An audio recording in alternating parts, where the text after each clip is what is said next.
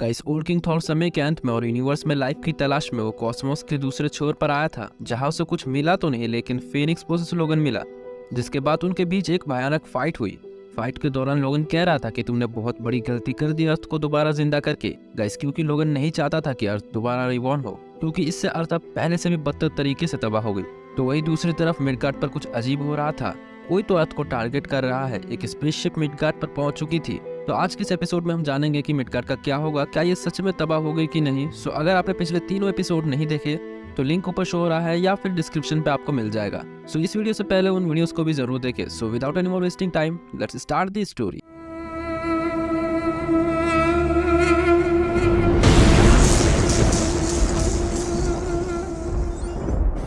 तो new Midgard पर एक स्पेसशिप पहुंच चुकी थी। थॉर की ग्रैंड डॉटर्स इस वक्त उसके सामने है। फ्रिक कहती है, इथली एलिसिव, चाहे कुछ भी हो जाए हमें इसे रोकना होगा, ये दोस्त नहीं है। तो इथली ने कहा, पर उससे पहले हमें ग्रैंडफादर को मैसेज करना चाहिए। तो फ्रिक कहती है, उस सब का वक्त नहीं है, क्योंकि ग्रैंडफादर ने जाने से पहले हमें मिडगार्ड की जिम्मेदारी दी है। तो फिर सिस्टर्स, अब जो भी इस स्पेसशिप से निकलेगा उसका कल्याण हम गॉडेसेस ऑफ थंडर्स को ही करना पड़ेगा। उस स्पेसशिप में से कुछ मॉन्स्टर बाहर निकलते हैं, जिनमें से एक कहता है, प्रिमिटिव पीपल्स ऑफ अर्थ, इस वर्ल्ड का असली मास्टर सामने झुको और अपनी मौत का इंतजार करो। तो फ्रिक कहती है, इस दुनिया को किसी मास्टर की जरूरत नहीं है। मिडगार्ड ऑलरेडी एसगार्ड के गॉड्स की प्रोटेक्शन में है, तो यहाँ से वापस चले जाओ वरना बहुत पछताओगे। वो मास्टर कहता है, तुम गॉड्स की बात कर रही हो? कहाँ है गॉड्स? यहाँ तो सिर्फ बच्चे नजर आ रहे हैं। मेरे भाइयों, जल्दी करो, मास्टर के लिए इस वर्ल्ड को इनके खून से साफ करो। गाइस, ये सुनते ही फ्रिक के उनके ऊपर एक लाइटनिंग अटैक। तो वो मास्टर के भाई बड़े आसानी से हार गए। ये देखकर इथली कहती है, तुम्हारे चमचे तो बहुत कमजोर निकले मास्टर। तो उस मास्टर ने कहा, तुम गलत समझी, मैं मास्टर नहीं बल्कि वो। गाइस, ये बोलते ही स्पेसशिप से एक लाइटिंग बीम ग्राउंड पर गिरी, जिसके साथ डूम बाहर आ निकलता है। वो मास्टर ने कहा, ये फिस्ट ऑफ आयरन है, the star brand supreme, the master of mystic vengeance. ये डूम है, इनके सामने झुको वरना तुम खत्म हो जाओगे। गाइस, ये एंड ऑफ टाइम डूम है, जिसके पास मर चुके 4 सुपर हीरोज की पावर थी, जिनमें Iron Fist, Star Brand, Ghost Rider और डॉक्टर स्ट्रेंज यानी द सॉर्सरर सुप्रीम। ये मिडगार्ड को तबाह कर देगा। वही एडम और ईव जिन्हें थॉर ने अपनी शक्तियों से बनाया था, वो ये सब देख के डर रहे थे। ईव डूम के स्पेसशिप को देखकर कहती है, ये क्या चीज है, मैंने ऐसा पहले कभी नहीं देखा, मुझे डर लग रहा है एडम। तो एडम कहता है, डरो मत ईव, हमारा गॉड हमारी रक्षा करेगा, जैसा हमेशा करता आया है, तुम बस विश्वास रखो। गाइस, तभी स्पेसशिप से डूम नीचे आता है। वो कहता है, हाँ यही, वो बिल्कुल यही था, लेकिन तुमने यहाँ का क्या हाल कर दिया। गाइस, पीछे कुछ इंसान खड़े थे। उनमें से एक ने कहा, यह हमारा गार्डन है जिसे हमारे गॉड ने बनाया है, पर तुम कौन हो? तो डूम कहता है, तुम्हारा गॉड एक बेवकूफ़ है जिसे अपने किए की भरपाई अच्छी तरह करनी होगी। दिस लैंड इज सीक्रेट, ये डूम का एंशिएंट होम था। मुझे बताओ, तुम्हारे गॉड के पास क्या हक था कि उसने मेरे घर के कब्र पर गार्डन बना दिया? गाइस, पीछे ईव थी। वो कहती है, लेकिन कहानी तो ये कहती है कि ये दुनिया धूल के अलावा और कुछ नहीं था।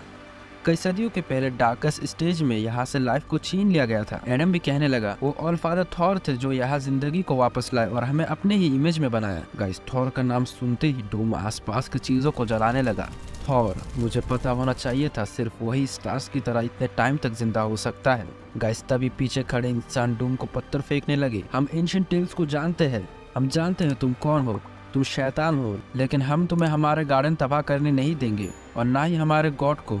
डूम उनकी तरफ मुड़ा और कहता है, डूम अब सब कुछ को जला के कुछ नहीं में बदल देगा, क्योंकि तुम्हारी राख भी इस ग्राउंड में रहना डिजर्व नहीं करती। और हाँ, टेंशन मत लेना, तुम्हारा गॉड भी तुम्हारे पास जल्द पहुंच जाएगा। जितने पत्थर मार सकते हो मार लो मोटर्स, क्योंकि अब तुम कुछ भी करने के लिए नहीं बचोगे।